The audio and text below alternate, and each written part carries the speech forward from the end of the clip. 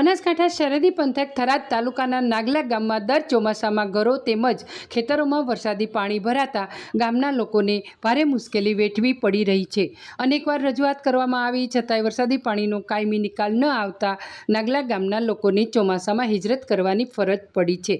અત્યારે પણ ચોમાસાની શરૂઆત થતાની સાથે જ નાગલા ગામમાં ચારે બાજુ વરસાદી પાણી ભરાઈ ગયા છે, જેના કારણે ડેરી અને ગામમાં જવાનો મુખ્ય રસ્તો બંધ થઈ ગયો છે, જેના કારણે અહીં રહેતા સ્થાનિક લોકો, વિદ્યાર્થીઓ અને પશુપાલકો મુશ્કેલીમાં મુકાયા છે।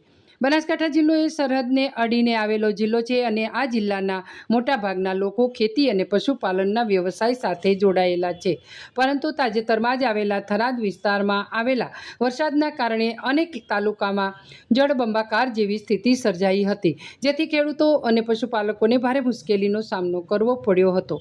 ત્યારે સરહદી પંથક ગણાતા થરાદ તાલુકાના નાગલા ગામમાં હજુ પણ વરસાદી પાણી ભરાયેલા જોવા મળી રહ્યા છે। અત્યારે નાગલા ગામમાં ઘરો તેમજ ખેતરોમાં પાણી ભરાયેલા હોવાથી આ ગામના લોકોને ભારે મુશ્કેલીનો સામનો કરવો પડી રહ્યો છે।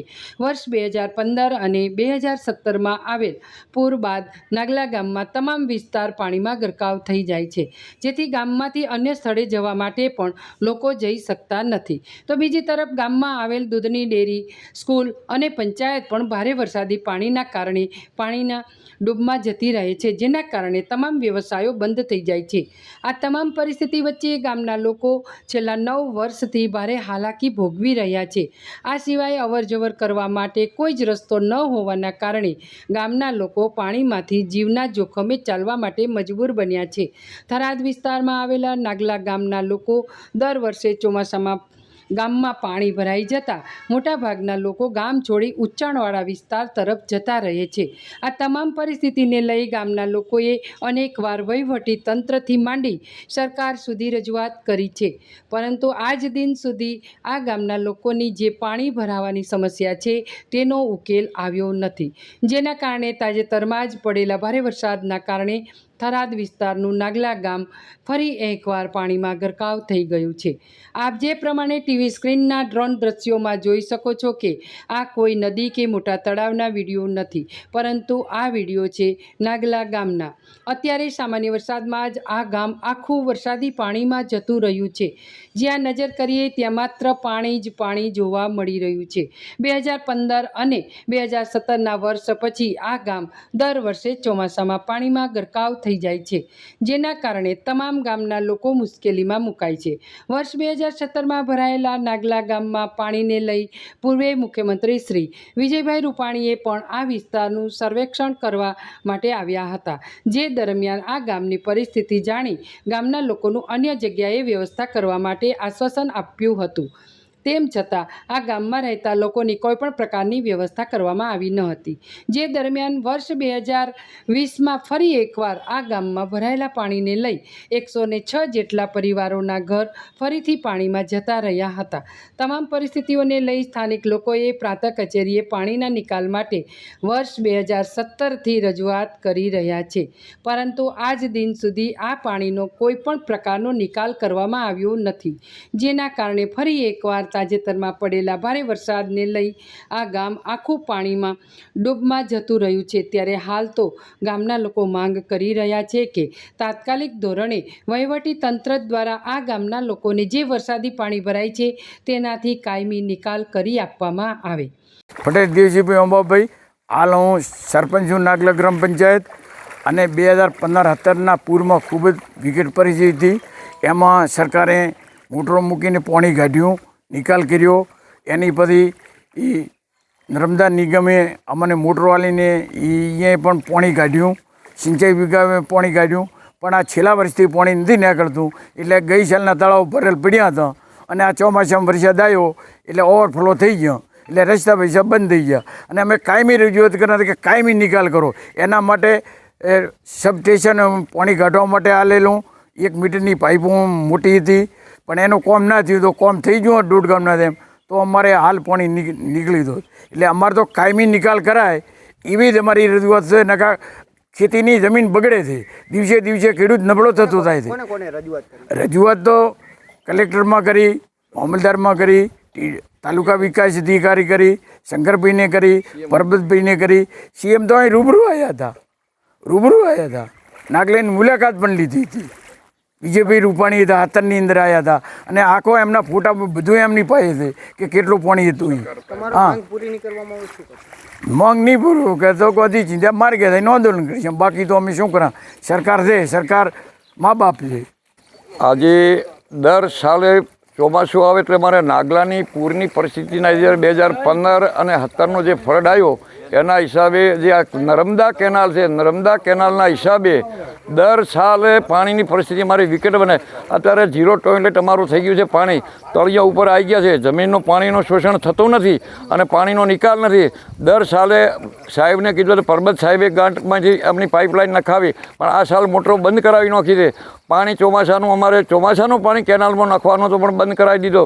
એની પરિસ્થિતિના હિસાબે મારે નાગલા ગામમાં અત્યારે દુઃખી છે. આખું ગામ અત્યારે આજુબાજુ લગભગ 200 હેક્ટર જમીનથી બંજર પડી છે. મારા પણ ખેતર ગામને અડી છે. મારે ખેતર મૂકીને આજે બીજામાં જવું પડ્યું છે. 2 માળના મકાન મૂકીને બીજા જવું પડ્યું છે. એથી દુઃખની લાગણી વધારે હોય નહીં. અત્યારે છોકરાને માલને ખવડાવવું શું અમારે? ચોમાસું આવે એટલે હાવ નિરાધારીને બેસવું પડે છે અમારે. તો સરકારને અમારી નમ્ર વિનંતી, તાત્કાલિક યુદ્ધના ધોરણે અમારા પાણીનો નિકાલ કરે અને કોઈક સરકાર ગામને વળતર આલે એવી અમારી રજૂઆત અમે મુખિક તરીકે શંકરભાઈ સાહેબને કીધું હતું, પરબતભાઈ સાહેબને કીધું હતું, કલેક્ટરને લિખિત આપ્યો, નર્મદા નિગમને પણ લખીને આપ્યો છે વારો જળસમૃદ્ધિ, પણ એ લોકો કોઈ અમારું સાંભળતા નથી. અને મોટરો ચાલુ હતી પણ જળસમૃદ્ધિવાળા નર્મદાવાળા કાપીને લઈ જતા રહ્યા છે. આ 2-4 મહિના પહેલી જ પાણીનો નિકાલ હતો પણ પાણી કાપી નાખ્યો છે, ઘણો મોટરો બંધ કરી નાખી છે. એટલે આટલી અમારા સાહેબને રજૂઆત છે, કલેક્ટર સાહેબને ને શંકરભાઈ સાહેબને, સરકારશ્રીને વિનંતી, કોઈ પણ હિસાબે અમારા નાગલાના પાણીનો નિકાલ કરી આપે અમને, એટલી જ અમારા સાહેબને વિનંતી છે. અને સરકાર અપેક્ષા છે અમારી કાયમી નિકાલ માટે. માંગ પૂરી નહીં કરવા આવે તો સરકાર, હવે ગામ છે, હવે ગામ હવે કાલ ઉઠી શું નિર્ણય લે છે ભલે ગમે તે, હું તો ન કંઈ કોઈ સરકારમાં છો એટલે હવે વધારે વિરોધોના, પણ આના માટે સરકારને કોઈક ઉકેલાનો લાવવો પડશે. ચૌધરી હેતલબેન દિનેશભાઈ, ગામ નાગલા. અમને પાણીની ખૂબ જ તકલીફ છે. પાણીના કારણે અમારા કપડાં પલળી જાય છે, અમારા પુસ્તકો, ચોપડા બધું જ પલળી જાય છે. અમારે ભણવા જવામાં ખૂબ જ તકલીફ પડે છે અને ખૂબ જ ઘૂંટણ જેટલે. સરકાર પાસે અમારી માંગ છે કે અહીંયા પાણીનો નિકાલ કરે અને તેને રોડ બનાવે. બનાસકાંઠા જિલ્લાના સરહદી વિસ્તાર ગણાતા થરાદ તાલુકાના નાગલા ગામમાં વર્ષ 2015 અને વર્ષ 2017માં આવેલા ભયાનક પૂર બાદ આ ગામ દર વર્ષે ચોમાસામાં પાણીમાં ડૂબમાં જતું રહે છે. દર વર્ષે ખેતરો અને ગામમાં ભરાતા પાણીને લઈ હવે લોકો કંટાળી ગયા છે, કારણ કે આ પાણીના નિકાલ માટે દર વર્ષે આ ગામના લોકો દ્વારા વહીવટીતંત્ર અને સરકાર સુધી રજૂઆત કરવામાં આવે છે. રજૂઆતના પગલે માત્ર મશીનો લગાવી પાણી ગામમાંથી નીકાળવામાં આવે છે, પરંતુ ખેતરોમાં પડેલું પાણી મહિનાઓ સુધી જેસે તે વેસે પરિસ્થિતિમાં રહે છે, જેના કારણે હવે દિવસે ને દિવસે જમીનો પણ આ ગામની બગડી રહી છે, જેના કારણે ખેડૂતો મુશ્કેલીમાં મુકાયા છે.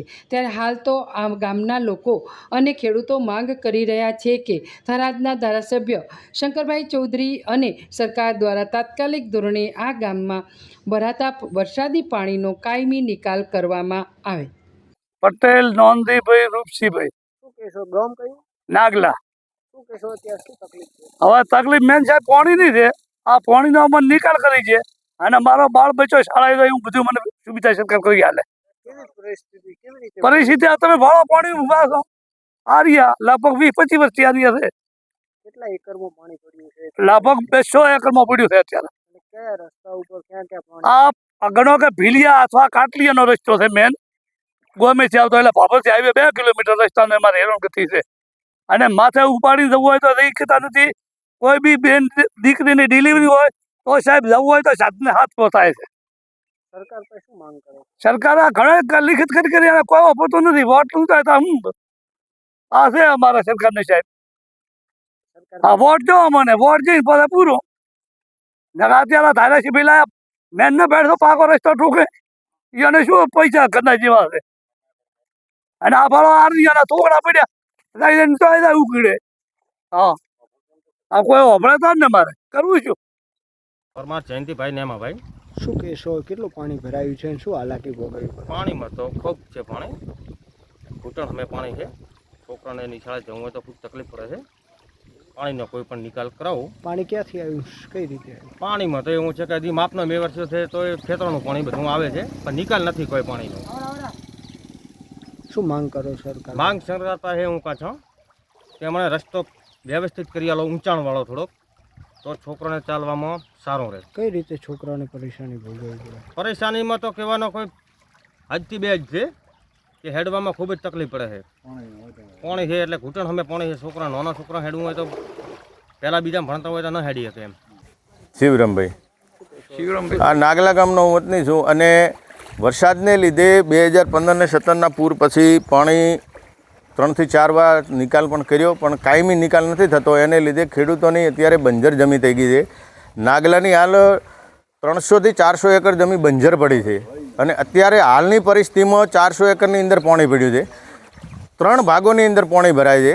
એક પૂર્વ ભાગમાં, એક પશ્ચિમ ભાગ. પશ્ચિમની અંદર અને પૂર્વ ભાગની અંદર જે કેનાલનો પટ્ટો ખેવરાય મેઇન કેનાલ એની બાજુની અંદર પાણી ભરાય છે. ત્યાં પણ ખેડૂતોના લગભગ 200 એકરની અંદર છે અને 200 એકરની અંદર ગામની આજુબાજુ ભરાતું છે.